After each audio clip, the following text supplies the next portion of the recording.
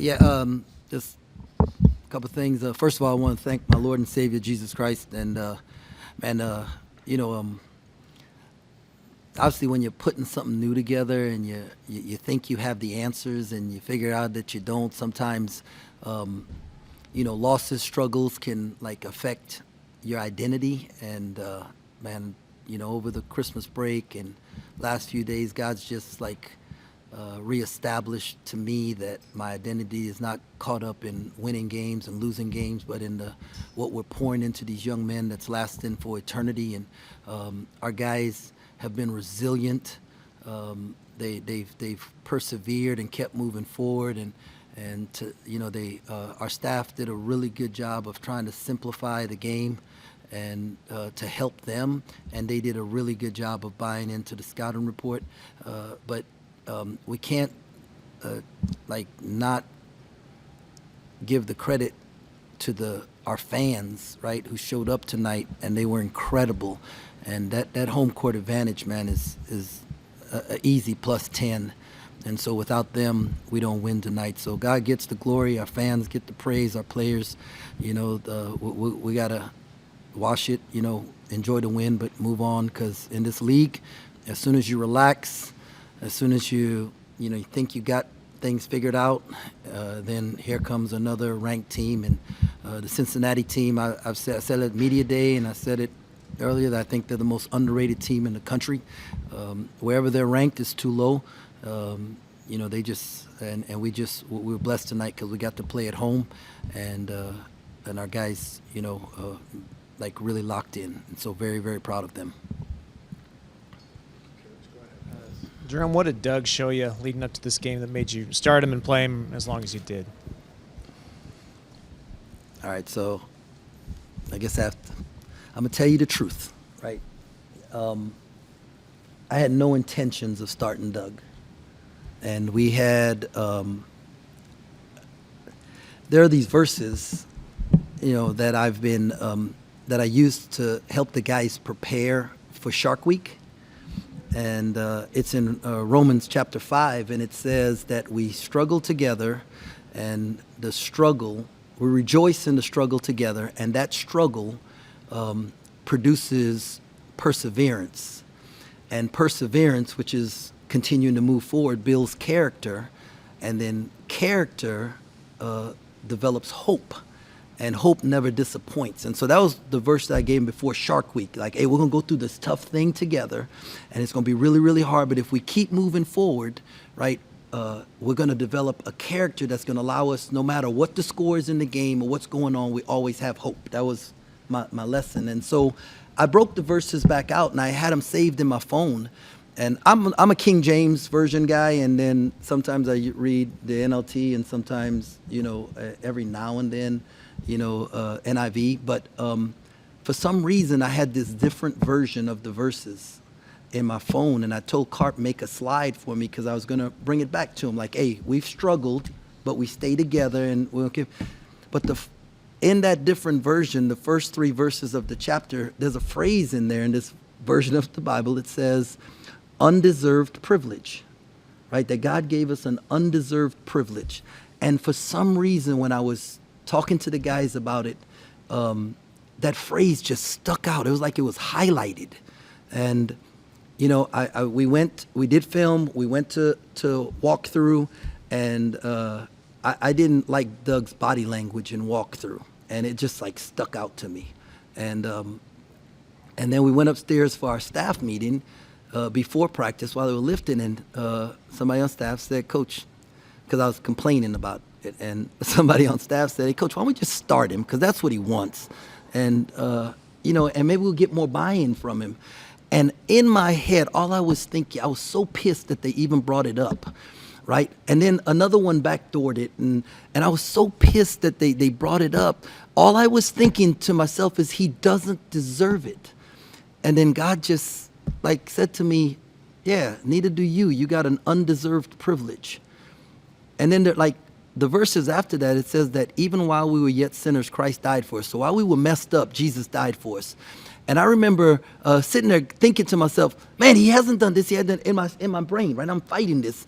And God says, yeah. And I died for you while you were messed up. So he might be messed up, but are you willing to be like me and die so that he can have this undeserved privilege? And I just changed it in the practice plan, put him on the white team, and I didn't tell him that day. And the next day I brought him in, and I just explained to him. I said, hey, Doug, this is not me, right? This is God letting you know that he loves you, he cares about you, he's thinking about you.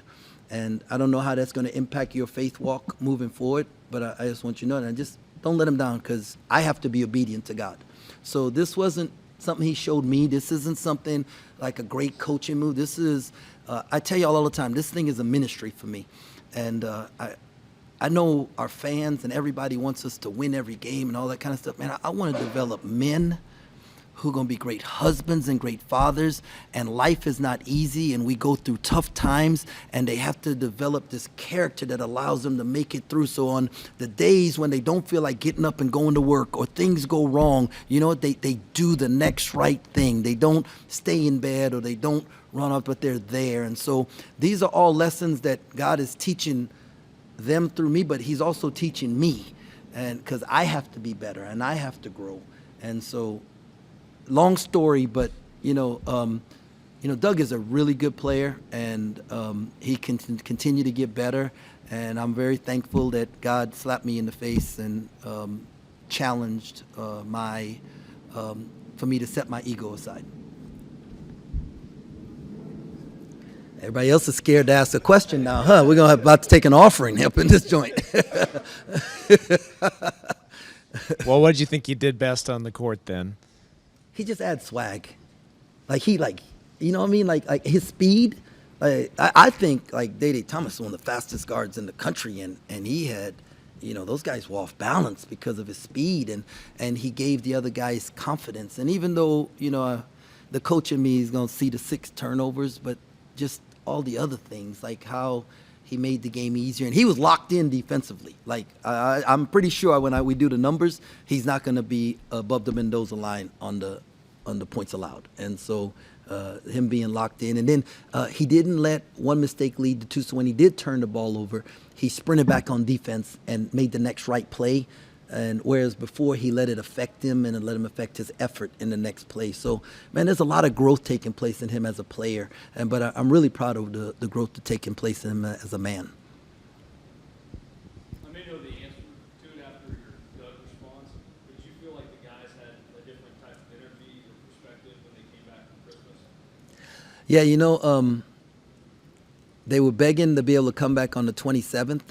And so we had told them, get us 2 wins, Drake, Wichita State, and you come back on the 27th. Well, obviously that didn't work out. And our staff, we just talked about it and said, Coach, if we give them this day, this extra day, they'll know like we care more about them than we care about the basketball. And so we did that. And I'm thankful we did, not just for them, but I wasn't ready to come back. And so thankful for that extra day. And then I think because we simplified some things, and we as a staff said, okay, this is watching film over the break and just watching some things. We said, okay, this is how we can best help ourselves, both offensively and defensively. And they bought into it. Hey, your question about why, you said, 2 games, you had a 4-point lead at halftime, and the second half you gave up 20 points. And I didn't have an answer for you then, and I probably had a little attitude in my answer, and so I apologize for that. But it made me go back and look and try to figure out why. And I think we came up with a couple of things, but if you didn't ask that question, I don't know that I would have quickly gone to look for the answer. So thank you for that. We'll take Kels's question, stretch it out for the team. Cincinnati only led for 24 seconds today. Even though you're with the hot start in the second half, they're trying to stay within a bucket or 2, but you guys held on to the lead the entire time. Was there a thing or two, a little thing that the team was just doing all game that you felt like that put you over the hump today? I thought we were gritty and tough tonight. I thought we looked like a K-State basketball team, and I think our fans appreciated that. We were we made them play in the half court for the most part. And then guarding without fouling, that really helped us at the end. We were able to, use the fouls to stop them from being able to score quick. But I just thought the team was really connected, and I thought there was something that we did in practice from what we learned watching the second half of those two games where we gave up 50 points that I thought really helped us tonight. Did you see some team-wide defensive energy that has been missing from the last three games? Yeah, I felt like in the second half we kept them out of, like what we'd done the other games, we'd allowed those teams to get into transition on us. And so we were able to, like, if we can guard in the half court, we're good there.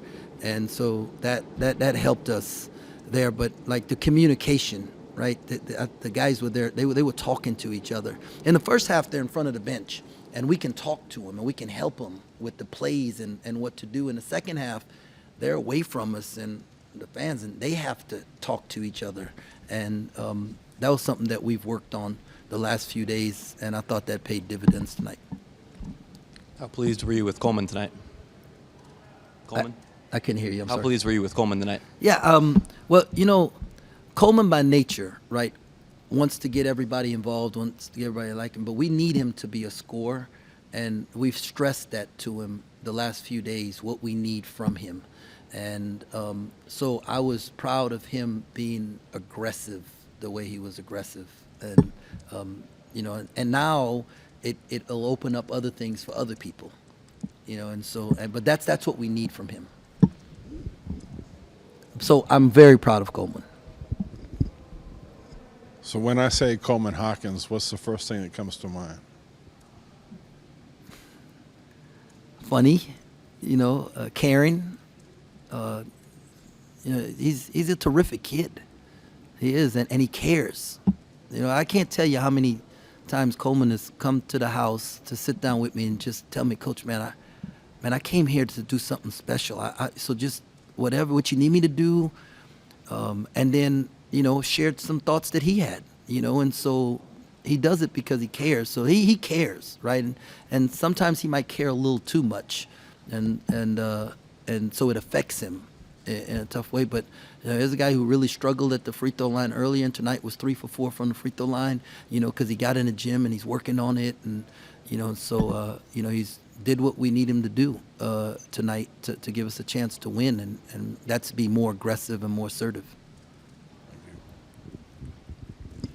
Lukosius beat you last March. What did you do to him today that held him to 4 points? He young fella he missed some shots he normally makes, and I think last year it was at their place and he was probably a little more comfortable, and being in our gym it's just a little bit different. So it wasn't anything. I thought our guys were locked in and tried to make it hard on him, but he's a heck of a player. So if there wasn't anything that we did, it's just sometimes you don't make the shot on that night. Turnovers and transition defense have kind of been a sore spot. Yet today, I think just 11 turnovers and 15 to 8 on points off of turnovers. How big was that? Huge, right? That was their, one of their things is they turn you over. I think last year they scored 28 points off of our turnover, and it was a one-possession game at their place. And so us being able to limit that today, that was huge. The other thing is they're a terrific rebounding team. They out-rebounded us, but it wasn't a large margin, that we were able to keep the second chance points. Yeah, it was a 2-point difference, second chance points, so it wasn't like a great difference. And then they are a fast team. They can get out and off those turnovers. And I thought we did a good job of, even when we turned it over, we was able to get back and help ourselves. Also, you guys have struggled a little bit on the road. Now you go on the road for 2 Big 12 games. Do you feel like the non-conference has hopefully prepared you for what lies ahead there? And this is the best league in America, and we play in great venues against great coaches and great teams. And we tried to do with the non-conference, to give us a chance to know what it's about. But winning on the road is hard, and so we're going to enjoy the night and then tomorrow we'll start thinking about what we got to do on the road. But it doesn't matter what the team is, and it doesn't matter where they're ranked or what we have a number or no number. It's the Big 12, man, and every team is a beast. It's a beast around, and you have to bring the same type of energy. Obviously, on the road, you don't have the crowd, so you got to be even more locked in, and that's just a tough thing. And we think TCU next, and it's just a hard place to play, man. And Jamie Dixon does a great job with his team, and so we'll enjoy the night and figure that out tomorrow. Was there anything that stood out to you about how you guys were able to start both the first and the second half on such strong notes? I don't know if anything stood out. We really had a point of emphasis to start the second half better, like that first 4 minutes, and try and win those first 4 minutes. And I thought our guys executed that. Can you talk about how important it was to get a win in the Big 12 opener? Man, Big 12 opener, second game, any game. Yeah, it's just like winning is hard, right? Winning is hard, and so anytime you can get one, and anytime you get to play in front of your crowd, man, that's just huge. And so really, really thankful for the crowd, and really proud of the guys. But yeah, it's to open the Big 12 with a win is huge. It's a big win in a long season. How do you keep everyone focused on the road trip? Yeah, it's the Big 12, right? And so our guys, I believe they're going to be excited, and hopefully the plan is to build on what we did tonight. So yeah, I don't see us losing focus or relaxing, right? We won with 7-5. We don't have time to relax, and we'll enjoy the night, but we'll get back after it tomorrow.